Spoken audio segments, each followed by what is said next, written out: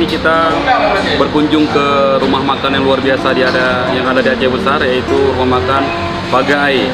Dan kebetulan rumah makan ini adalah rumah makan teman saya waktu STM dulu, namanya Afar Kakak. Ini Afar Kakak luar biasa guys. Jadi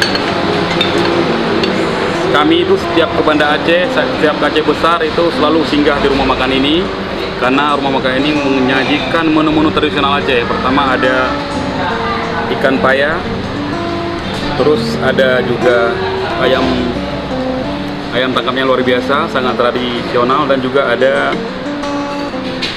kari kambing atau kari sapi yang luar biasa juga. Jadi tadi kita juga sudah melihat proses memasaknya yang sangat telaten, sangat luar biasa, dan kita juga sudah pelajari bagaimana masakan ini menjadi lebih enak. Ternyata proses memasaknya itu luar biasa.